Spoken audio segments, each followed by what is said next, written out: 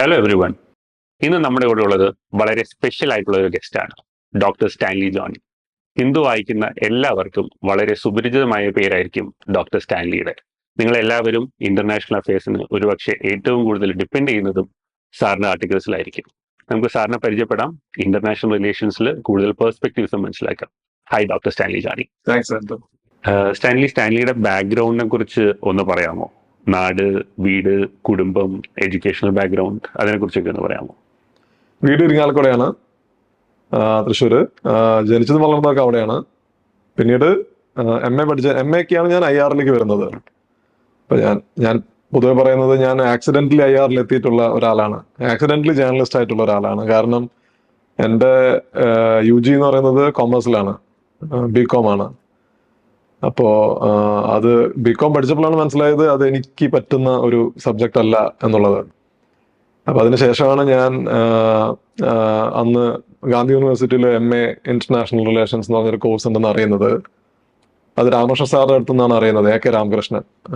അദ്ദേഹം ഇപ്പോ JNU ഇപ്പൊ റിട്ടയർ ചെയ്തിട്ടുണ്ട്. അന്ന് രാംകി കോട്ടയത്ത് പഠിപ്പിക്കുകയാണ്. അപ്പൊ അങ്ങനെയാണ് കോട്ടയത്ത് ഞാനും എൻ്റെ ഒരു സുഹൃത്തും കൂടെ പോയിട്ട്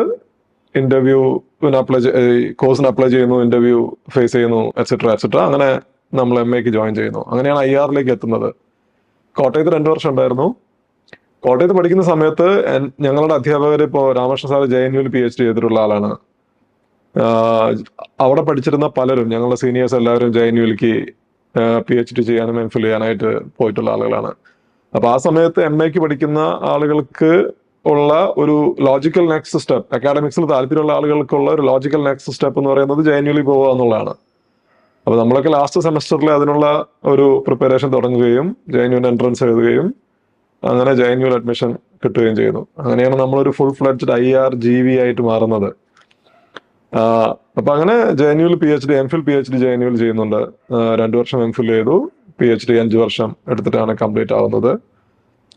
അപ്പൊ അത് കംപ്ലീറ്റ് ആവുന്നതോടുകൂടി ആ സമയത്ത് ചെറുതായിട്ടൊക്കെ എഴുതാൻ തുടങ്ങുന്നു. അത് ആദ്യം മലയാളം മാഗസിൻസിലൊക്കെയാണ് എഴുതുന്നത്. പിന്നീട് ഡൽഹിയിലുള്ള ചെറിയ ഇംഗ്ലീഷ് പബ്ലിക്കേഷൻസിലൊക്കെ എഴുതി തുടങ്ങുന്നു.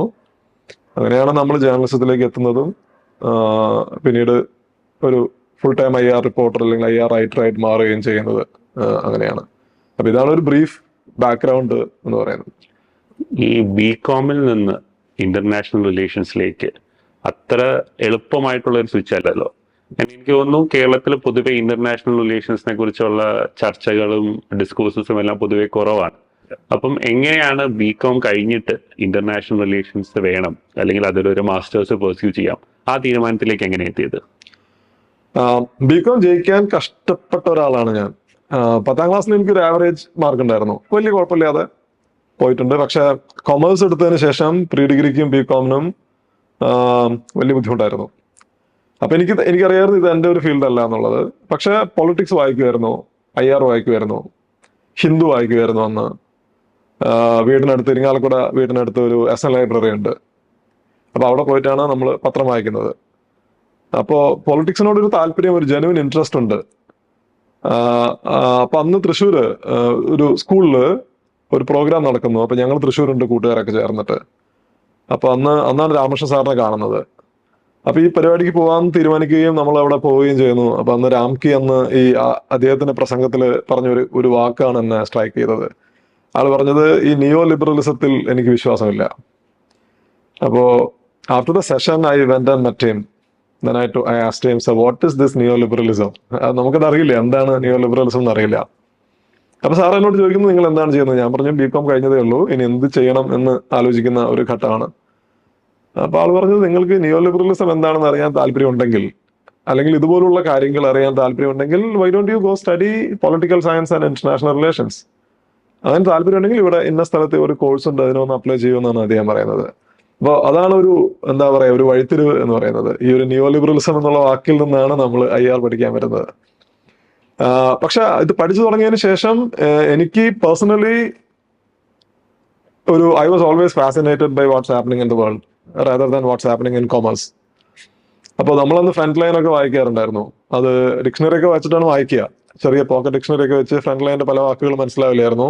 കാരണം ഫ്രണ്ട് ലൈൻ ആണ് ഈ ഒരു ലോകത്തിലേക്കുള്ള ഒരു വിൻഡോ നമുക്ക് വേണ്ടി തുറന്നിടുന്നത് ആ സമയത്ത്. കാരണം അന്ന് ഇക്കോണമിസ്റ്റ് വായിക്കാൻ പറ്റില്ല, ഫൈനാൻഷ്യൽ ടൈംസ് വായിക്കാൻ പറ്റില്ല. അപ്പൊ നമുക്ക് മാക്സിമം കിട്ടുന്നത് ഹിന്ദു ഫ്രണ്ട് ലൈൻ ആണ്. അപ്പൊ അതൊക്കെ വായിക്കുന്ന ജോൺ ചെറിയാന്റെ ഒക്കെ ബൈലൈൻ അന്ന് ഓർമ്മയുണ്ട്. അതൊക്കെ വായിച്ചിട്ടാണ് നമ്മൾ ലോകത്തെ പറ്റി മനസ്സിലാക്കാൻ ശ്രമിക്കുന്നത് ആ സമയത്ത്. പക്ഷെ ഇത് അക്കാഡമിക്കലി പഠിച്ചു തുടങ്ങിയതിന് ശേഷം ഇപ്പൊ നമുക്ക് വളരെ നല്ല റിസോഴ്സ് പേഴ്സൺസ് ഉണ്ടായിരുന്നു അവിടെ. KM സീരീസ് സാറ്, AM തോമസ്, രാജു താടിക്കാരൻ, GP രാമചന്ദ്രൻ, ലെജൻഡറി അധ്യാപകരാണ് ഞങ്ങൾ പഠിപ്പിച്ച ആളുകൾ.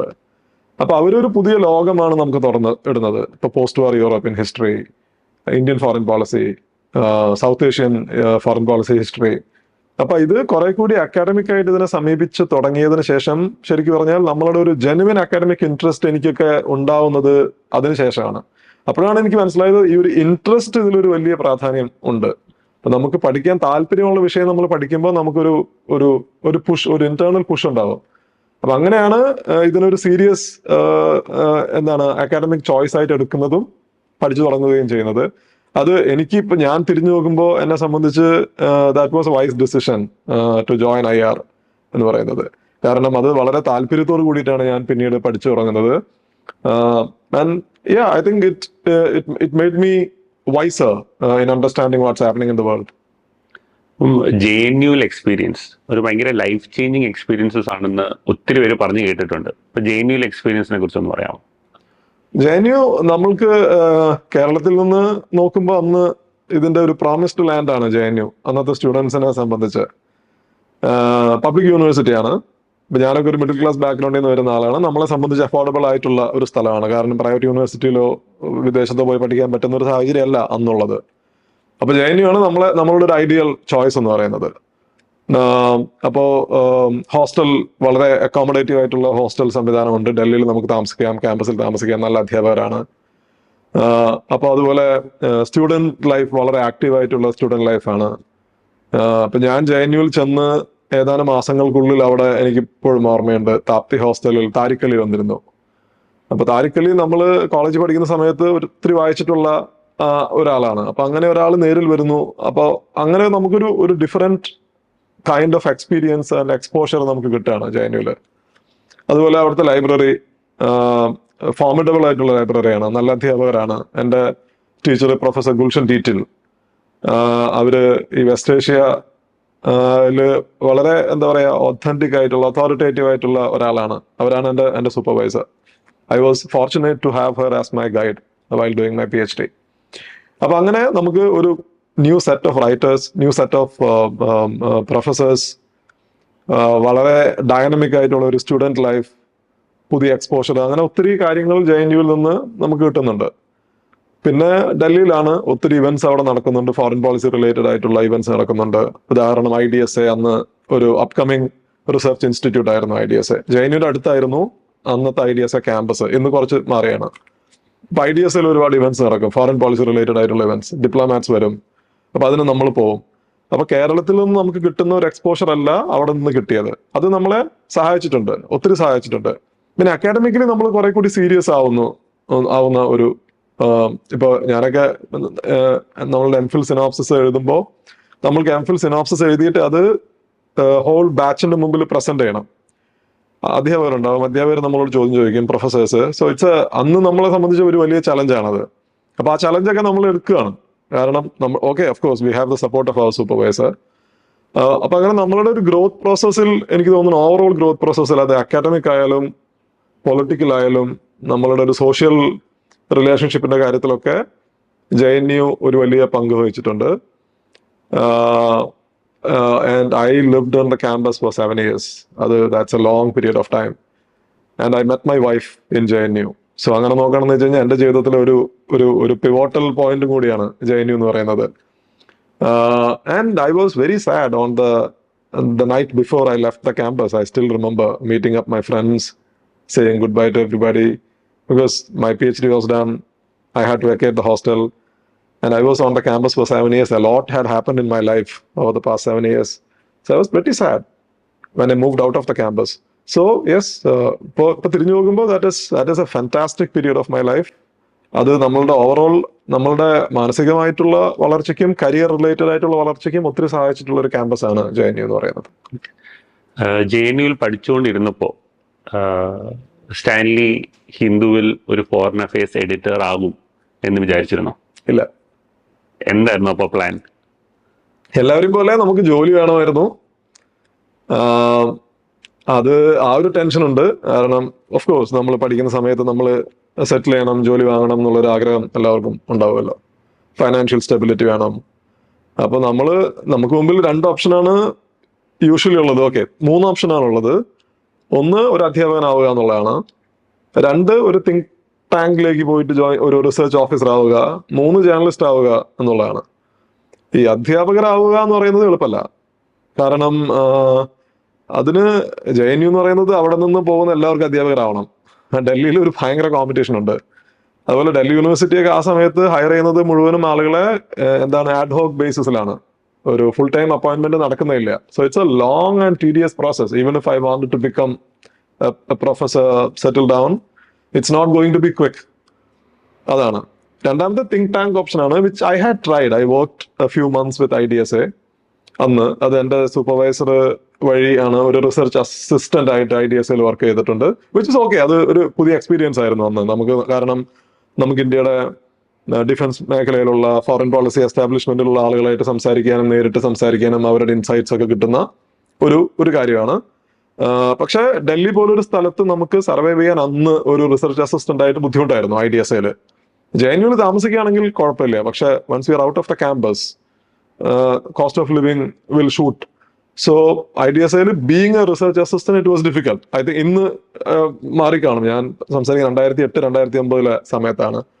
അപ്പൊ എന്റെ മുമ്പിൽ ഉണ്ടായിരുന്ന ഒരു പ്രാക്ടിക്കൽ ഓപ്ഷൻ എന്ന് പറയുന്നത് ഒരു ജേർണലിസ്റ്റ് ആവുക എന്നുള്ളതാണ്. കാരണം എന്റെ ഒത്തിരി സുഹൃത്തുക്കൾ മീഡിയയിൽ ഒന്ന് വർക്ക് ചെയ്യുന്നുണ്ട്. ഡൽഹിയിൽ ഒരുപാട് മലയാളി ജേർണലിസ്റ്റുകൾ ഉണ്ടല്ലോ സ്വാഭാവികമായിട്ടും. അപ്പൊ അങ്ങനെ അവരൊക്കെ വഴിയാണ് ആദ്യം IANSലാണ് വർക്ക് ചെയ്ത് തുടങ്ങുന്നത്, ന്യൂസ് ഏജൻസിയിൽ. അപ്പൊ IANSൽ വർക്ക് ചെയ്യുമ്പോൾ I started off as a desky. I was working at the desk editing copies etcetera because I wanted a job to sustain myself in Delhi.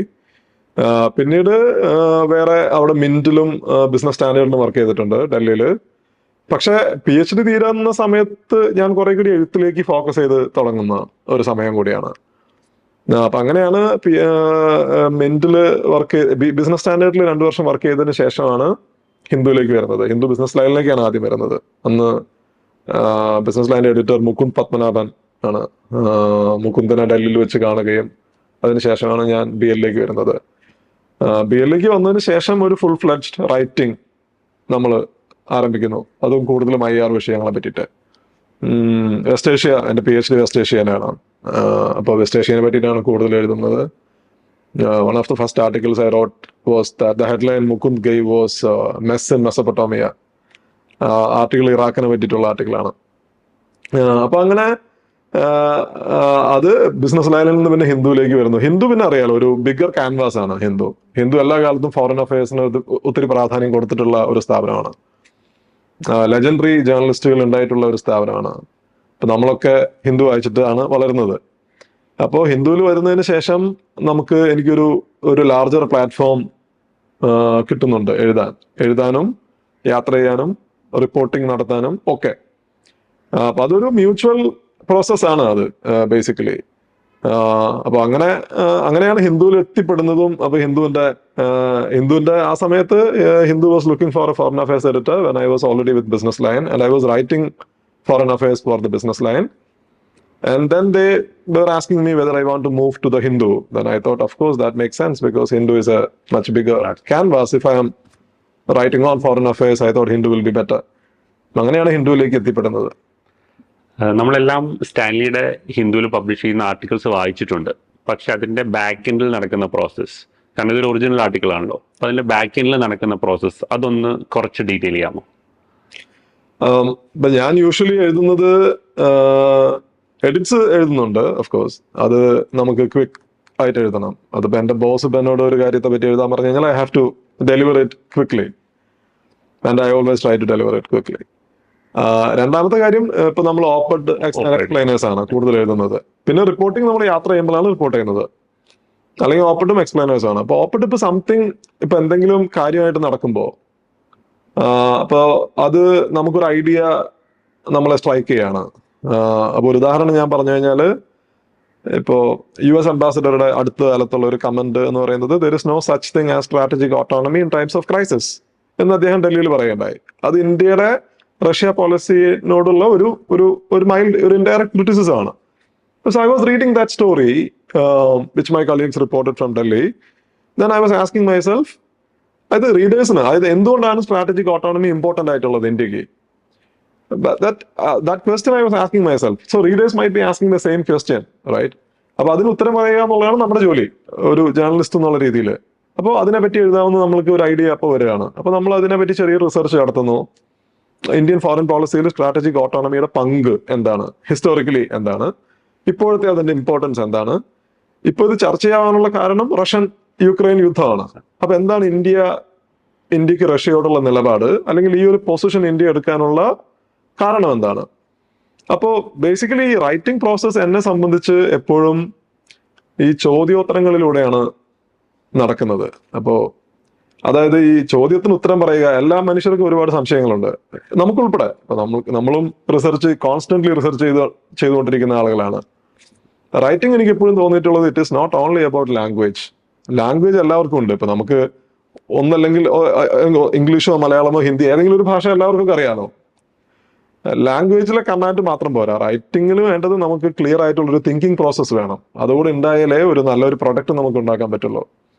അപ്പൊ ആദ്യം ഞാനൊക്കെ എഴുതുന്നതിന് മുൻപേ ഈ ചോദ്യങ്ങൾക്ക് ഉത്തരം കണ്ടുപിടിക്കാൻ ശ്രമിക്കും. ആദ്യം ഒരു ആർട്ടിക്കിൾ നമ്മൾ എഴുതുമ്പോൾ അതിലെ ക്രിട്ടിക്കൽ ചോദ്യങ്ങൾ എന്തൊക്കെയാണ്, എന്താണ് അതിലെ റിസർച്ച് ക്വസ്റ്റ്യൻ, ആ ക്വസ്റ്റ്യന് ഉത്തരം കണ്ടെത്തിയതിന് ശേഷം അത് എഴുതുക എന്നുള്ളതാണ് നമ്മൾ ചെയ്യുന്നത്. അപ്പൊ ആ ചോദ്യത്തിന് ഉത്തരം കണ്ടെത്തുന്ന പ്രോസസ്സിലാണ് റിസർച്ച് ഉള്ളത്. ആ റിസർച്ച് ചെയ്ത് കഴിഞ്ഞാൽ പിന്നെ നമ്മൾ ആർട്ടിക്കിൾ എങ്ങനെ സ്ട്രക്ചർ ചെയ്യണം എന്നുള്ളതാണ്. അത് പരമാവധി സിമ്പിളായിട്ട് എഴുതുക. കാരണം നമ്മൾ എഴുതുന്നത് ഇന്റലക്ച്വൽസിനും അക്കാഡമിക്സിനും വേണ്ടി മാത്രമല്ല, നമ്മൾ എഴുതുന്നത് നമ്മളുടെ പത്രത്തിന്റെ ഒരു ആവറേജ് റീഡർക്ക് വേണ്ടിയിട്ടാണ്, സ്റ്റുഡൻസിന് വേണ്ടിയിട്ടാണ്. ആൻഡ് എല്ലാ എഴുത്തുകാരെയും പോലെ എനിക്കും I want my reader to read every word I write. ആദ്യത്തെ ഒരു ഇൻട്രോ മാത്രം വായിച്ചിട്ട് അവസാനിപ്പിക്കാൻ അല്ല. I don't want that to happen. I want them to read the whole article. അപ്പൊ അതിനെ എൻഗേജിങ് ആക്കുക, അതിനെ സിമ്പിൾ ആക്കുക. ഈ വലിയ വലിയ വാക്കുകളും ഒക്കെ ഉപയോഗിച്ചിട്ട്, ജാർഗൺസ് ഉപയോഗിച്ചിട്ട് അതിനെ ജാർഗനൈസ് ചെയ്യുന്നതിന് പകരം ഏറ്റവും സിമ്പിൾ ആയിട്ടുള്ള വാക്കുകൾ ഉപയോഗിച്ചിട്ട് എഴുതുക. അപ്പോ അങ്ങനെ ഒരു പ്രോസസ്സാണ് നമ്മൾ ഫോളോ ചെയ്യാൻ ശ്രമിക്കുന്നത്. അപ്പോൾ make it simple and straightforward and engaging and do a proper research, answer the questions not only for yourself but also for the larger reader. അതാണ് ഓപ്പണിൽ നമ്മൾ ചെയ്യുന്നത്. എക്സ്പ്ലെയിനറിൽ സ്ട്രേറ്റ് നമ്മൾ തന്നെ ചോദ്യങ്ങൾ ചോദിക്കുകയാണ്. നമ്മൾ ചോദ്യം എഴുതും, എന്തുകൊണ്ടാണ് ഇങ്ങനെ ഉണ്ടാവുന്നത്, എന്തുകൊണ്ടാണ് why did Iran reach out Saudi Arabia. ഇപ്പൊ ഇറാനും സൗദി അറേബ്യയും തമ്മിൽ കാലങ്ങളായിട്ടുള്ള പ്രോബ്ലംസ് ഉള്ള രണ്ട് രാജ്യങ്ങളാണ്. പക്ഷെ അവർ ചൈനയുടെ മീഡിയേഷനിൽ അവരൊരു എഗ്രിമെന്റിൽ എത്തുന്നു. അപ്പൊ സ്വാഭാവികമായിട്ടും എല്ലാവരുടെയും മനസ്സിലുള്ള ചോദ്യം എന്തുകൊണ്ടാണ് അവരത് ചെയ്തത് എന്നുള്ളതാണ്. അപ്പൊ നമ്മൾ ആ ചോദ്യം എഴുതിയിട്ട് അതിന്റെ ഒരു എക്സ്പ്ലനേഷൻ നമ്മൾ തന്നെ എഴുതുന്നു. അല്ലെങ്കിൽ why did Sheikh Hasina fall. കാരണം ഒരു മാസം മുൻപ് she was the most powerful prime minister of Bangladesh. Then suddenly she fell and then she is now in India. So how did this happen എന്നുള്ളത് ഒരു വലിയ ചോദ്യമാണ് പലർക്കും. അപ്പോ അങ്ങനത്തെ ഒരു കോണ്ടെക്സ്റ്റിൽ ഇപ്പോൾ ഷെയ്ഖ് ഹസീനക്ക് അധികാരം നഷ്ടപ്പെടുന്ന അന്ന് നമ്മളൊരു ഡീറ്റെയിൽഡ് ആയിട്ടുള്ള ഒരു ആർട്ടിക്കിൾ എഴുതിയാൽ ദാറ്റ് ഈസ് സോ വെൽ, അത് ഒത്തിരി വായനക്കാർ അതിനുണ്ടാവും. അപ്പൊ അങ്ങനെ ടൈമിംഗ് പ്രധാനപ്പെട്ടതാണ്, റിസർച്ച് പ്രധാനപ്പെട്ടതാണ്, എങ്ങനെ എഴുതുന്നു എന്നുള്ളത് പ്രധാനപ്പെട്ടതാണ്. അങ്ങനെ ഒക്കെയാണ് നമ്മൾ ചെയ്യുന്നത്. സ്റ്റാൻലി നേരത്തെ പറഞ്ഞ പോലെ ഈ ആർട്ടിക്കിൾസ് വായിക്കുന്നതിൽ ഒത്തിരി പേര് സ്റ്റുഡൻസ് ആണ്, എസ്പെഷ്യലി UPSC ആസ്പിറൻസ് കുറെ പേരുണ്ട്. എനിക്ക് തോന്നുന്നു ഈ UPSC ആസ്പിറൻസ് സോഷ്യൽ മീഡിയ വഴി സ്റ്റാൻലിയുടെ അടുത്ത് റീച്ച് ഔട്ട് ചെയ്യാറുമുണ്ട്. അപ്പം അവര് ഏറ്റവും കൂടുതൽ ചോദിക്കുന്ന ക്വസ്റ്റ്യൻസ് അതെന്താണ്? യൂഷ്വലി എന്നെ സ്ട്രൈക്ക് ചെയ്തിട്ടുള്ള ഒരു കാര്യം എന്ന് പറയുന്നത്, ഇപ്പൊ ഇന്റർനാഷണൽ ഇഷ്യൂസിനെ പറ്റിയിട്ടാണ് ആളുകൾ പലപ്പോഴും എന്നോട് ചോദിക്കാറ്. അതും ട്വിറ്ററിലും ഇൻസ്റ്റാഗ്രാമിലും ഒക്കെയാണ് ചോദ്യങ്ങൾ ചോദിക്കാറ്. കൂടുതലും ട്വിറ്ററിലാണ് നമ്മൾ കുറെ കൂടി സജീവമായിട്ട് നിൽക്കുന്നത്. അപ്പൊ അതിൽ ചോദിക്കുന്നത് ഒന്ന്, ഇന്ത്യ ആംഗിൾ അറിയാൻ എല്ലാവർക്കും താല്പര്യമുണ്ട്. ലോകത്ത് എന്ത് സംഭവം നടന്നാലും അതിലെ ഇന്ത്യൻ അപ്രോച്ച് എന്തായിരിക്കണം, അല്ലെങ്കിൽ അത് ഇന്ത്യയെ എങ്ങനെയാണ് ബാധിക്കുക എന്നുള്ളത്. ഇപ്പൊ ബാംഗ്ലാദേശിന്റെ കാര്യത്തിൽ of course Indian interest R on the line. കാരണം ഷെയ്ഖ് ഹസീന ഒരു എന്താ പറയാ, ഇന്ത്യയോട് ഫ്രണ്ട്ലി റിലേഷൻഷിപ്പ് ഉള്ള ഒരു ആളായിരുന്നു. അപ്പൊ അവർ പോകുമ്പോൾ അത് ഇന്ത്യനെ എങ്ങനെ ബാധിക്കുന്നു എന്നുള്ള ചോദ്യം എല്ലാവരും നേരിടുന്ന ഒരു ചോദ്യമാണ്. അത് ഇസ്രായേൽ ഇറാൻ കോൺഫ്ലിക്റ്റ് ആയാലും പലരും വന്ന് ചോദിക്കുന്ന ഒരു കാര്യം അതാണ്. അതായത് ഇസ്രായേലായിട്ട് ഇന്ത്യക്ക് വളരെ നല്ല പൊളിറ്റിക്കൽ ആൻഡ് ഡിഫൻസ് റിലേഷൻഷിപ്പ് ഉണ്ട്. ഇറാനായിട്ട് നിങ്ങൾക്ക് ഹിസ്റ്റോറിക്കലി ഇമ്പോർട്ടന്റ് ആയിട്ടുള്ള ഒരു സ്ട്രാറ്റജിക് പാർട്ണർഷിപ്പ് ഉണ്ട്. അപ്പൊ ഈ ഇസ്രായേലും ഇറാനും തമ്മിലുള്ള കോൺഫ്ലിക്റ്റിൽ ഇന്ത്യ എന്ത് നിലപാട് എടുക്കണം, അല്ലെങ്കിൽ അത് ഇന്ത്യനെ എങ്ങനെയാണ് ബാധിക്കുക? അല്ലെങ്കിൽ ഇപ്പൊ പാലസ്റ്റൈൻ ഇഷ്യൂ ഉണ്ടാകുമ്പോൾ ഇന്ത്യക്ക് അറബ് രാജ്യങ്ങളുമായിട്ട് ഇതുപോലെ ഹിസ്റ്റോറിക്കലി വളരെ അടുത്ത ബന്ധം ഉള്ള ഒരു രാജ്യമാണ്. നമ്മൾ എനർജി ഇമ്പോർട്ടിൽ ഡിപ്പെൻഡന്റ് ആയിട്ടുള്ള ഒരു രാജ്യമാണ്. അപ്പോൾ it is vital for India's interest to retain our engagement with the larger Arab world. അപ്പോ ഇസ്രായേലും ഗാസയും തമ്മിലുള്ള ഹമാസും തമ്മിലുള്ള യുദ്ധത്തിൽ ഇന്ത്യ എന്ത് നിലപാടെടുക്കണമെന്നുള്ള, അല്ലെങ്കിൽ ഇന്ത്യനെ ഇത് എങ്ങനെയാണ് ബാധിക്കുക എന്നുള്ള ഒരു ചോദ്യമാണ് പലരും ചോദിക്കുന്നത്. Russia Ukraine again, United States നിങ്ങളുടെ വളരെ പ്രധാനപ്പെട്ട ഒരു സ്ട്രാറ്റജിക് പാർട്ണറാണ്. റഷ്യ ഒരു ഹിസ്റ്റോറിക്കലി ഇമ്പോർട്ടന്റ് ആയിട്ടുള്ള ഒരു ഡിഫൻസ് ആൻഡ് സ്ട്രാറ്റജിക് പാർട്ണറാണ്. അപ്പോൾ ഈ യുക്രൈൻ യുദ്ധം എങ്ങനെയാണ് ഇന്ത്യനെ ബാധിക്കുക? അപ്പോൾ ഈ ഇന്ത്യ ആംഗിൾ പലരും, അത് ചെറിയ സംഭവങ്ങൾക്കായാലും വലിയ ഡെവലപ്മെന്റ്സിലായാലും ഇവരൊക്കെ ചോദിക്കുന്ന ഒരു കാര്യമാണ്. രണ്ട്, പുസ്തകങ്ങളെ പറ്റി ചോദിക്കാറുണ്ട്.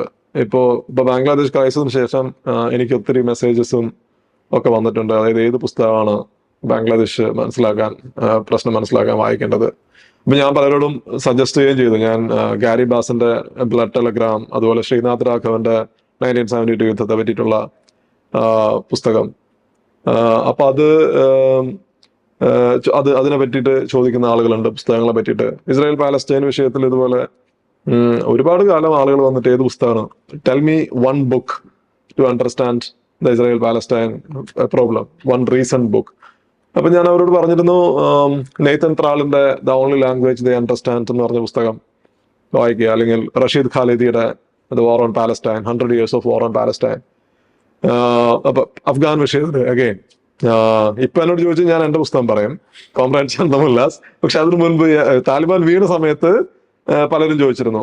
സോ സ്റ്റീവ് കോളിന്റെ ഡയറക്ടറേറ്റ് എസ് എന്ന് പറയുന്ന ഒരു വലിയ പുസ്തകം അഫ്ഗാനിസ്ഥാനെ പറ്റിയിട്ട്, അല്ലെങ്കിൽ താലിബാനെ പറ്റിയിട്ട് ഉള്ള ഒരു പുസ്തകമുണ്ട്. എന്താണ്, അഹമ്മദ് റഷീദ് എഴുതിയ പുസ്തകമുണ്ട് താലിബാൻ എന്ന് പറഞ്ഞിട്ടുള്ളത്. അപ്പൊ അങ്ങനെ ആളുകൾക്ക് ഒരു പുസ്തകം, ഒരു 1 book or 2 books to understand a topic. ഇനി ചില ആളുകൾ ചോദിക്കുക ഒരു 1000 word ആർട്ടിക്കിൾ പറയുക, ഒരു എക്സ്പ്ലെയിനർ ഒരു വിഷയത്തെ പറ്റിയിട്ട്, അത് ഏതാണ് the best explainer on this topic. അപ്പൊ അങ്ങനത്തെ കാര്യങ്ങളാണ് യൂഷ്വലി ആളുകൾ ചോദിക്കുന്നത്. പക്ഷെ എനിക്ക് തോന്നുന്നു ഒരു കോമൺ എലമെന്റ് എല്ലാത്തിലും കാണുന്നത് ഇന്ത്യൻ ആംഗിൾ എങ്ങനെയാണ് എന്നുള്ളതാണ്. സ്റ്റാൻലി ഇന്റർവ്യൂ സ്റ്റേജിലും ഇവിടെ നമ്മുടെ പല സ്റ്റുഡൻസുമായിട്ട് ഇന്ററാക്ട് ചെയ്തിട്ടുണ്ട്, ക്ലാസ്സസ് എടുക്കുന്നുണ്ട്, അതിന്റെ കൂടെ ഇന്റർവ്യൂവിലും ഇത് ചെയ്യാറുണ്ട്. അപ്പോൾ ഇന്റർവ്യൂ സ്റ്റേജിലേക്ക് വരുമ്പോൾ സ്റ്റുഡൻസിന്റെ ഒരു ഔട്ട്ലുക്ക്, അല്ലെങ്കിൽ അവർ കോമൺലി ചോദിക്കുന്ന ക്വസ്റ്റ്യൻസ്, അത് എന്തൊക്കെയാണെന്ന് പറയാമോ? യൂഷ്വലി ഇന്റർവ്യൂവിന് ശേഷം അവർ ചോദിക്കുന്നത് അവരുടെ ആൻസേഴ്സ് എങ്ങനെയായിരുന്നു, അവര് നമ്മളോട് ചോദിക്കുമല്ലോ ആ സമയത്ത്. അവരുടെ ആൻസേഴ്സിൽ നിന്നും ഞാൻ മനസ്സിലാക്കിയിട്ടുള്ള ഒരു കാര്യം, വളരെ നല്ല ആൻസേഴ്സ് പറയുന്ന ആളുകളാണ് യൂഷ്വലി എല്ലാവരും. ഇൻഫോംഡ് ആയിട്ടുള്ള ആളുകളാണ് നമ്മൾ മോക്ക് ഇന്റർവ്യൂസിൽ കാണുന്ന ആളുകൾ. ആർക്കും അങ്ങനെ അറിയില്ല എന്നുള്ളൊരു ഘട്ടത്തിലേക്ക് ഞാൻ അങ്ങനെ കാണാറില്ല. പക്ഷെ ഈ മറുപടി പറയുമ്പോൾ ഒരു ബാലൻസ് പലപ്പോഴും ആളുകൾക്ക് നഷ്ടപ്പെടുന്നു എന്ന് തോന്നാറുണ്ട്. എനിക്ക് തോന്നിയിട്ടുള്ളത് ആ ഒരു ബാലൻസ് വളരെ ഇമ്പോർട്ടന്റ് ആണ്. പ്രത്യേകിച്ച് നമ്മൾ ഡിപ്ലോമാറ്റ്സിനോടൊക്കെ സംസാരിക്കുമ്പോൾ, സെർവിങ് ഡിപ്ലോമാറ്റ്സിനോടൊക്കെ സംസാരിക്കുമ്പോൾ, അത് റിട്ടയർഡ് ഡിപ്ലോമാറ്റ്സ് ആയാൽ പോലും, അവർ കൊടുക്കുന്ന മറുപടികളിൽ അവരുടെ ആൻസർ അതിലുണ്ടാവും. പക്ഷെ അത് വളരെ കൺസീൽഡ് ആയിട്ടുള്ള ഒരു ആൻസർ ആയിരിക്കും അവർ പറയുക. വളരെ ബാലൻസ്ഡ് ആണ്. So they will give you both sides and then they will give you their opinion without hurting your interest or whatever. അപ്പൊ അത് എനിക്ക് തോന്നുന്നു ഇന്റർവ്യൂ ലെവലിലെ അത് ശീലിക്കുകയാണെങ്കിൽ അത് ഇന്റർവ്യൂ ബോർഡിലും അവരെ സഹായിക്കും. ഓഫ് കോഴ്സ് ഓവറോൾ അവരവരുടെ കരിയറിലും സഹായിക്കുന്നതാണ് തോന്നിയിട്ടുള്ളത്. അത് മനസ്സിലാക്കാൻ എനിക്ക് ഒരു ബ്രോഡർ അണ്ടർസ്റ്റാൻഡിങ് ഓഫ് ഇന്ത്യയുടെ ബാലൻസിങ്, ഫോറിൻ പോളിസി ബാലൻസിങ് നമുക്ക് അറിയണം. അപ്പോ ഞാനൊരു ഉദാഹരണം പറഞ്ഞാൽ, ഇപ്പൊ മാൽദീവ്സ് വിഷയത്തിന്റെ കഴിഞ്ഞ മോക്ക് ഇന്റർവ്യൂസ് നടക്കുന്ന സമയത്ത് മാൽദീവ്സ് ഒരു വലിയ വിഷയമായിരുന്നു, മേജർ ഇഷ്യൂ ആയിരുന്നു. അപ്പോൾ പലരും പറഞ്ഞത് India is losing Maldives, India is facing a major crisis in its neighbourhood എന്നുള്ള ഒരു കാര്യം. അത് ശരിയാണ്. Basically in a sense India faced a major setback in the Maldives. പക്ഷെ ആ സെറ്റ് ബാക്കിനെ നമ്മൾ കാണുന്നത് എങ്ങനെയാണ്? അതൊരു ഷോർട്ട് ടൈം സെറ്റ് ബാക്ക് ആണോ ലോങ് ടൈം സെറ്റ് ബാക്ക് ആണോ എന്നുള്ളതാണ്. അത് ലോങ് ടൈം സെറ്റ് ബാക്ക് അല്ലെങ്കിൽ ഇത് ഇപ്പൊ നടക്കുന്നത് അത്ര വലിയൊരു സംഭവമല്ല, അല്ലെ? കാരണം അവിടെ ഒരു ഗവൺമെന്റ് വരും, വേറെ ഗവൺമെന്റ് പോകും. ഇപ്പൊ മോൾഡീവ്സിനും ലോങ് ടേമിൽ Maldives will have to balance between two countries. അതിപ്പോ ബാംഗ്ലാദേശിനും ബാധകമാണ്. അപ്പോ ഇത് അതായത് നമ്മളിപ്പോ ഇന്ത്യയുടെ നെയ്ബർഹുഡിൽ ഒരു കോമ്പറ്റീഷൻ നടക്കുന്നുണ്ട്, അത് ഒരു റിയാലിറ്റിയാണ്. ഈ കോമ്പറ്റീഷനിൽ നമുക്ക് ഷോർട്ട് ടൈം സെറ്റ് ബാക്സ് ഉണ്ടാവും, ലോങ് ടൈം ഗെയിൻസ് ഉണ്ടാവും. അപ്പൊ ഓവറോൾ ആ ബാലൻസിങ് പ്രധാനപ്പെട്ടതാണ്.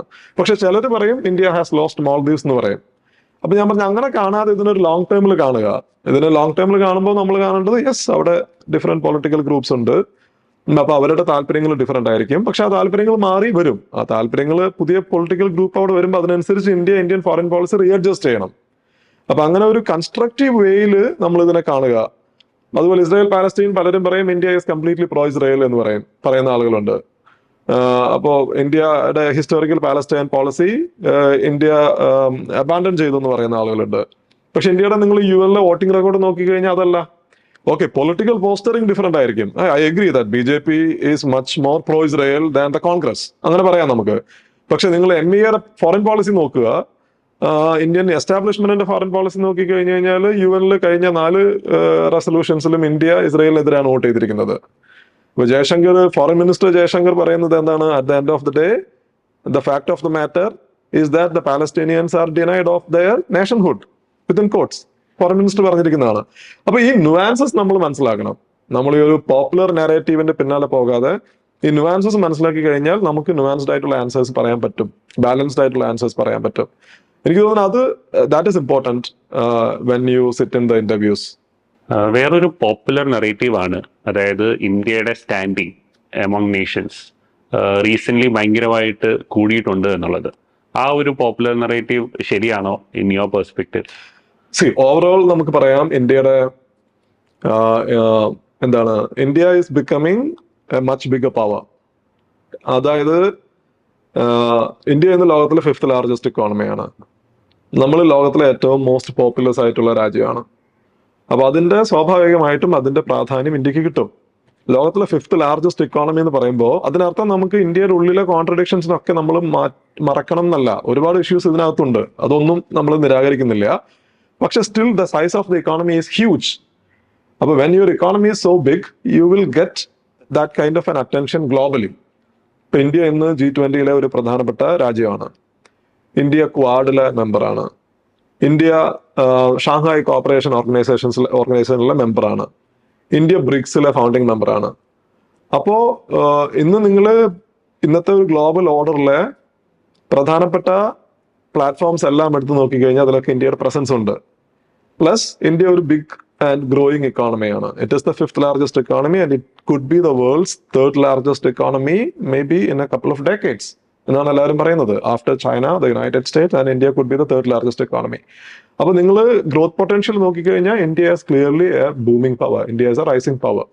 പക്ഷെ ഇത് ഞാൻ പറയുന്നത് ഇന്ത്യ നമ്മൾ ഒരിക്കലും ഹ്യൂബ്രിസിലേക്ക് പോകരുത്. ഇതിനർത്ഥം നമ്മൾ ചലഞ്ചസ് നേരിടുന്നില്ല എന്നുള്ളതല്ല. ഇന്ത്യ ഇപ്പോഴും എന്താ പറയാ ഒരു പുവർ ആയിട്ടുള്ള ഇൻക്രീസിംഗ്ലി പോവർട്ടി ഉള്ള ഒരു രാജ്യമാണ്. നമ്മുടെ പെർ ക്യാപിറ്റ എന്ന് പറയുന്നത് ചൈനയെ കമ്പയർ ചെയ്ത് നോക്കുമ്പോൾ പോലും ഒത്തിരി പുറകിലാണ്. ചൈനയുടെ ഇപ്പോഴത്തെ പെർ ക്യാപിറ്റയിലേക്ക് എത്താൻ പോലും നമുക്ക് ദശാബ്ദങ്ങൾ വേണ്ടി വരും, ഡെക്കേഡ്സ് വേണ്ടി വരും.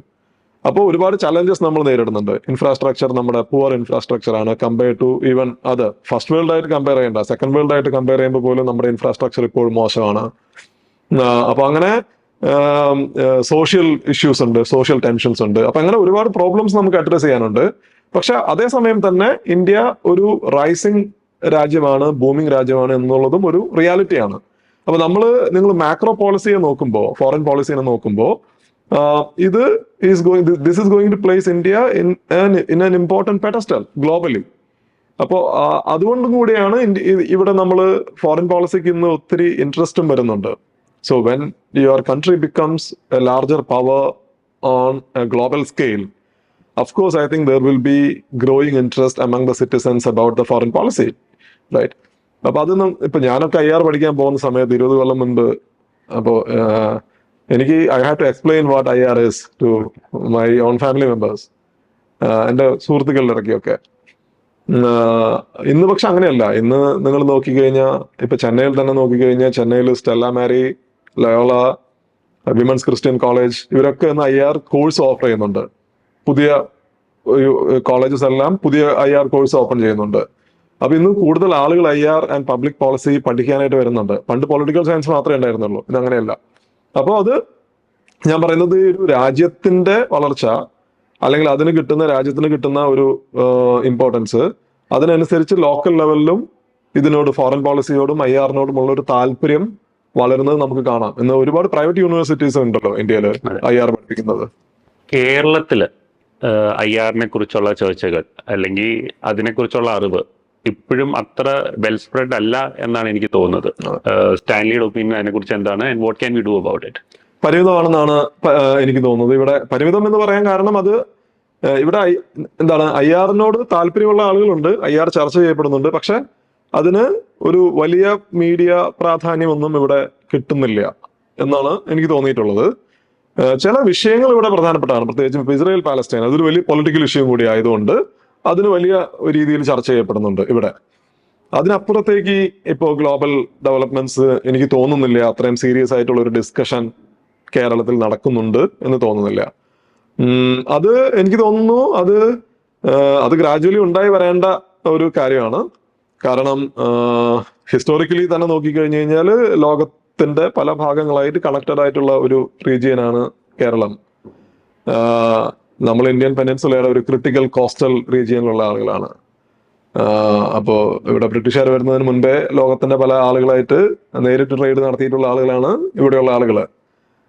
അപ്പൊ അതുകൊണ്ട് തന്നെ എന്താ പറയാ, ഇന്റർനാഷണൽ റിലേഷൻസ് നിങ്ങൾ പഠിക്കണമെങ്കിൽ പ്രത്യേകിച്ചും അതായത് ഇന്ത്യയുടെ കോസ്റ്റൽ ഹിസ്റ്ററി പഠിക്കണമെന്ന് വെച്ച് കഴിഞ്ഞാൽ ഇത് വളരെ പ്രധാനപ്പെട്ട ഒരു റീജിയനിലാണ് നമ്മൾ ഇരിക്കുന്നത്, ലോകവുമായിട്ട് കണക്റ്റഡ് ആയിട്ടുള്ള ആളുകളാണ്.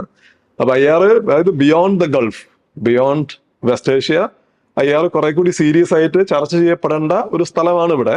പക്ഷെ ആ ഒരു പ്രാധാന്യം അവിടെ കിട്ടുന്നില്ല എന്ന് എനിക്ക് പലപ്പോഴും തോന്നിയിട്ടുണ്ട്. അത് ലോക്കൽ ലെവലിൽ തുടങ്ങേണ്ട കാര്യമാണ് എനിക്ക് തോന്നുന്നത്. ഇവിടെ കൂടുതൽ അക്കാഡമിക് ഇൻസ്റ്റിറ്റ്യൂഷൻസ് IR പഠിപ്പിച്ചു തുടങ്ങണം, സീരിയസ് ആയിട്ടുള്ള IR പഠിപ്പിച്ചു തുടങ്ങണം. മീഡിയ കുറെ കൂടി പ്രാധാന്യം കൊടുക്കേണ്ടതുണ്ട്. അപ്പൊ കാരണം ഇവിടെ ഇപ്പൊ ഹിന്ദു നമ്മൾ ചെയ്യുന്നുണ്ട്, ഹിന്ദുവില് എന്താ പറയാ, നമ്മള് ലോകത്തിനെ കവർ ചെയ്യാനായിട്ട് പരമാവധി ഹിന്ദുവിന്റെ ഒരു ലിമിറ്റേഷൻസിൽ നിന്നുകൊണ്ട് ശ്രമിക്കുന്ന ആളാണ്. ഇന്ത്യയിൽ ഏറ്റവും കൂടുതൽ ഫോറിൻ കറസ്പോണ്ടൻസ് ഉള്ള പത്രം ദ ഹിന്ദു ആണ്. ഇന്ത്യൻ ന്യൂസ് പേപ്പേഴ്സിനെ നിങ്ങൾ നോക്കുകയാണെന്ന് വെച്ച് കഴിഞ്ഞാൽ. അപ്പൊ അതിനപ്പുറത്തേക്കുള്ള ഒരു പ്രാധാന്യം ഇവിടെ ശരിക്കും പറഞ്ഞാൽ അത് മീഡിയ ലെവലിലും അക്കാഡമിക് ലെവലിലും മറ്റ് ഇൻസ്റ്റിറ്റ്യൂഷൻസ് ലെവലിലൊക്കെ വരേണ്ടതാണ്. കേരളത്തിൽ അങ്ങനെ IR-ൽ മാത്രം ഫോക്കസ്ഡ് ആയിട്ടുള്ള തിങ്ക് ടാങ്ക്സ് ഇല്ല. അത് സർപ്രൈസിങ് ആണ്. നേരത്തെ പറഞ്ഞതുപോലെ നമ്മൾ മലബാർ കോസ്റ്റും അതുപോലെ ഈ സദേൺ കേരള കോസ്റ്റും ഒക്കെ ലോകവുമായി ഇത്രയും നൂറ്റാണ്ടുകളുടെ ബന്ധമുള്ള ഒരു സ്ഥലമാണ്. പക്ഷെ ഇവിടെ ചെന്നൈയിലുണ്ട്, പക്ഷെ കേരളത്തിലില്ല. IR ഫോക്കസ്ഡ് ആയിട്ടുള്ള തിങ്ക് ടാങ്ക് കേരളത്തിലില്ല, ഇതുവരെ ഇല്ല. അത് വളരെ സർപ്രൈസിങ് ആയിട്ടുള്ള കാര്യമാണ്. കൊച്ചിയിൽ പബ്ലിക് പോളിസി ചെയ്യുന്ന ഓർഗനൈസേഷൻസ് ഉണ്ട്, പക്ഷെ ഫോക്കസ് IR-ലേക്ക് വരുന്നില്ല. പിന്നെ വേറെ ഇതിന്റെ ഒരു പ്രശ്നം കുറച്ച് സ്ട്രക്ചറലാണ്. അതായത് ഇന്ത്യയിലെ ഫോറിൻ പോളിസി ഡിസ്കഷൻസ് കൂടുതലും ഫോക്കസ്ഡ് ആയിരിക്കുന്നത് ഡൽഹിയിലാണ്. ആ ഒരു പ്രോബ്ലംസ് ഉണ്ട്. ഇപ്പൊ എനിക്കറിയാം, ചെന്നൈയിൽ ഇപ്പോ സെന്റർ ഫോർ ചൈന സ്റ്റഡീസ് ഉണ്ട്, അതുപോലെ പെനിൻസുല ഫൗണ്ടേഷൻ ഉണ്ട്, അവരൊക്കെ, അതുപോലെ ബാംഗ്ലൂർ നിയാസ് ഉണ്ട്, national institute four advance studies. ഇവരൊക്കെ ഒരു IR ഡിസ്കഷൻ സൗത്ത് ഇന്ത്യ കേന്ദ്രീകരിച്ച് കൊണ്ടുവരാൻ ശ്രമിക്കുന്നുണ്ട്. ഹൈദരാബാദ് കൗട്ടില്യ സ്കൂൾ ഉണ്ട്, സയ്യദ് അക്ബറുദ്ദീൻ ആണ് അതിന്റെ ഡീൻ. പക്ഷെ അവർ നേരിടുന്ന ഒരു പ്രധാനപ്പെട്ട റെസിസ്റ്റൻസ് എന്ന് പറയുന്നത് ഇതിന്റെ ഫോക്കസ് ഡൽഹിയിലാണ് എന്നുള്ളതാണ്. അപ്പൊ അതിനെ സൗത്തിലേക്ക് കൊണ്ടുവരിക എന്നുള്ളൊരു ചലഞ്ചും കൂടി ഉണ്ട്. whoever is working in IR, I mean അത് ഇൻക്ലൂഡിങ് മൈസെൽഫ്, കാരണം ഞാൻ സൗത്തിൽ ജീവിക്കുന്ന ഒരാളാണ്, ചെന്നൈയിലും കേരളത്തിലായിട്ട് ജീവിക്കുന്ന ആളാണ്. അത് നമ്മളുടെ ഒക്കെ ഒരു കളക്റ്റീവ് റെസ്പോൺസിബിലിറ്റി ആണ്. പക്ഷെ എനിക്ക് തോന്നുന്നു കേരളത്തില് it has A bigger potential. അതിനുള്ള ഒരു ഇൻസ്റ്റിറ്റ്യൂഷണൽ സപ്പോർട്ടും കൂടെ കിട്ടിക്കഴിഞ്ഞു കഴിഞ്ഞാൽ ഇവിടെ IR-നോടുള്ള താല്പര്യം ഇവിടെ കൂടുകയേ ചെയ്യുള്ളൂ കേരളത്തില്. നമ്മൾ നേരത്തെ India as a rising power എന്ന് പറഞ്ഞു. അപ്പം അതില് ആസ് IFS ഓഫീസേഴ്സ് അല്ലെങ്കിൽ ഡിപ്ലോമാറ്റ്സ് അവരുടെ ഒരു കോൺട്രിബ്യൂഷൻ എന്തായിരിക്കും? ശിവശങ്കർ മേനോന്റെ India and Asian geopolitics എന്ന് പറഞ്ഞ പുസ്തകത്തിൽ അദ്ദേഹം പറയുന്ന ഫോറിൻ പോളിസിയുടെ എന്താണ് ഫോറിൻ പോളിസിയുടെ ഒബ്ജക്റ്റീവ് എന്ന് പറയുന്നത്. ഫോറിൻ പോളിസിയുടെ objective is to make sure a growing prosperous India is in place. നമ്മുടെ വിചാരം ഫോറിൻ പോളിസി എന്ന് പറയുന്നത് അല്ലെങ്കിൽ ഡിപ്ലോമാറ്റിക് അഫയേഴ്സ് എന്ന് പറയുന്നത് നമ്മളുടെ ബാക്കിയുള്ള കാര്യങ്ങളിൽ നിന്ന് ഡിഫറെന്റ് ആയിട്ടുള്ള ഒരു കാര്യമാണ്. അങ്ങനെയല്ല. ഇന്ത്യയുടെ ഓവറോൾ ഗ്രോത്ത് ആയിട്ട് അല്ലെങ്കിൽ റൈസ് ആയിട്ട് അല്ലെങ്കിൽ ഡെവലപ്മെന്റ് ആയിട്ട് റിലേറ്റഡ് ആയിട്ടുള്ള ഒരു കാര്യമാണ് foreign policy. It is not different from your domestic policy. Basically ഒരു കോറിലേഷൻ വളരെ പ്രധാനപ്പെട്ടതാണ്. അപ്പൊ അതുകൊണ്ട് when India grows, I think India has to address its internal contradictions. Of course developmental ഇഷ്യൂസും ഇന്റേണൽ കൊഹീഷനും ഒക്കെ വളരെ പ്രധാനപ്പെട്ടതാണ്. അതേസമയം തന്നെ നമ്മളുടെ ഓഫ് ഷോർ ബാലൻസിങ്ങും വളരെ പ്രധാനപ്പെട്ടതാണ്. Maintain your very good relationship with bigger powers, avoid conflict എന്നുള്ളത് വളരെ പ്രധാനപ്പെട്ട കാര്യമാണ്. കാരണം യുദ്ധം, okay, I mean ultimately I am also a realist. So if you look at foreign policy through realism, conflict is, you can't avoid conflict. പക്ഷെ അതിന്റെ അർത്ഥം conflict imminent ആണെന്നല്ല. Basically you are working through avoid conflict because conflict IR-ന്റെ ഒരു nature ആയതുകൊണ്ട് നിങ്ങൾക്ക് you have to work with other countries. Going into war is not in your interest. അപ്പോൾ യുദ്ധം ഒഴിവാക്കുക, ബാലൻസിങ് നിലനിർത്തുക, ഗ്രേറ്റ് പവർ കോമ്പറ്റീഷൻ. ബേസിക്കലി ഇപ്പോൾ വീണ്ടും ഗ്രേറ്റ് പവർ കോമ്പറ്റീഷൻ തിരിച്ചു വരുന്ന ഒരു കാലമാണിത്. 1940-കളിൽ ഇന്ത്യക്ക് സ്വാതന്ത്ര്യം കിട്ടിയ സമയത്ത് India was born into a bipolar world. You had the Soviet Union on the one side, the United States on the other side. It was a great challenge for India's founding fathers and സംബന്ധിച്ചിടത്തോളം. And I think they did well in navigating between two pillars. ഇന്ന് അതുപോലത്തെ ഒരു കാലഘട്ടത്തിലൂടെയാണ് നമ്മൾ പോകുന്നത്. കാരണം ഇന്ന് യൂണിപോളാരിറ്റി എന്ന് പറയുന്ന സംഗതി ഇന്നില്ല. ഇന്ന് America remains the world's most powerful country, but America is not the unipolar great power. You have now China as a major rising power. And you have the Russians challenging the unipolarity through conflicts. ഇതൊരു വല്ലാത്തൊരു ലോകക്രമത്തിലാണ് India എന്ന് ജീവിക്കുന്നത്. ആ ഒരു ലോകക്രമത്തിൽ India കാണുന്നത് India ഒരു growing power ആണ്. അപ്പോൾ again navigating between great powers എന്നുള്ളത് വളരെ പ്രധാനപ്പെട്ട ഒരു ഒരു ഫോറിൻ പോളിസി ചാലഞ്ച് ആണ്. You should not let yourself dragged into this ഈ ഒരു കോൺഫ്ലിക്റ്റിലേക്ക്. അപ്പൊ ഇതില് ഫോറിൻ പോളിസി അല്ലെങ്കിൽ ഫോറിൻ പോളിസി പ്രാക്ടീഷണേഴ്സ് എന്ന് പറയുന്നത് നമ്മൾ പറയുന്ന diplomats, IFS officers, they have a great job to do. And India always had great diplomats. Always had great diplomats. ഞാനിപ്പോൾ ക്ലാസ് എടുക്കുന്ന പലരോടും ചോദിക്കുന്ന ഒരു ചോദ്യമുണ്ട്. ഇപ്പൊ നമ്മൾ കൊറിയൻ കമ്മീഷനെ പറ്റിയിട്ട് പറയുന്നുണ്ട്. കോൾഡ് വാറിലെ ഏറ്റവും പ്രധാനപ്പെട്ട കോൺഫ്ലിക്റ്റുകളിൽ ഒന്നാണ് കൊറിയൻ വാർ 1950-53. ഈ കൊറിയൻ വാർ ഒഴിവാക്കാൻ വേണ്ടിയിട്ട് UN-ന്റെ പേരിലുള്ള ഒരു കൊറിയൻ കമ്മീഷൻ 1940-കളുടെ അവസാനം 50-കളുടെ ആദ്യവും ഉണ്ടായിരുന്ന കൊറിയൻ കമ്മീഷൻ, അത് ഹെഡ് ചെയ്തിരുന്ന ആള് KPS മേനോനാണ്, കുമാര പത്മനാഭ ശങ്കര മേനോൻ. അദ്ദേഹം കോട്ടയംകാരനാണ്. അത് പല മലയാളികൾക്ക് പോലും അത് അറിയില്ല. And it is unfortunate that നമ്മൾ മലയാളികൾ കേരളത്തിൽ പോലും അദ്ദേഹത്തെ പറ്റി പഠിക്കുന്നില്ല. ഞാൻ സ്കൂളിൽ പഠിച്ചിട്ടില്ല KPS മേനോനെ പറ്റിയിട്ട്. ഞാൻ പിന്നീട് പുസ്തകം വായിച്ചിട്ടാണ് അദ്ദേഹത്തെ പറ്റി അറിയുന്നത്. He's A great Malayali. He's a diplomat and he was heading the UN Korea Commission. അപ്പൊ അത് India always had great diplomats, great visionary diplomats. Sivasankar Menon അദ്ദേഹത്തിന്റെ ഗ്രാൻഡ് സൺ ആണ്. അപ്പൊ അത് അങ്ങനെ ഒരു ട്രഡീഷൻ നമുക്കുണ്ട്.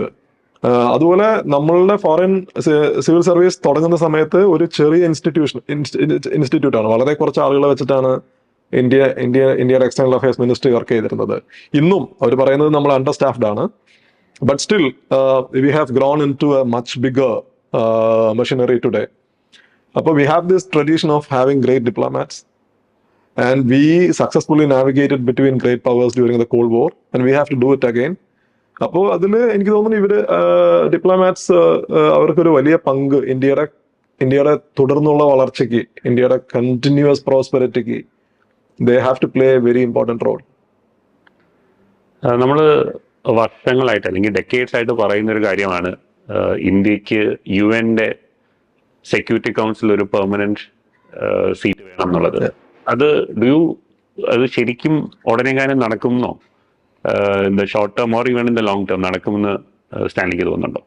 ഷോർട്ട് ടൈമിൽ എന്തായാലും നടക്കില്ല. ഇന്ത്യക്ക് UN സെക്യൂരിറ്റി കൗൺസിലിൽ സീറ്റ് വേണമോ എന്ന് ചോദിച്ചു കഴിഞ്ഞാൽ വേണമെന്ന് ഞാൻ പറയൂ. കാരണം ഇത് 1945 ലോകമല്ല ഇന്നത്തെ ലോകം. 1945 when you had the UN Security Council, you had all the winners of the World War as members of the UN Security Council. Today's world order has changed അല്ലേ?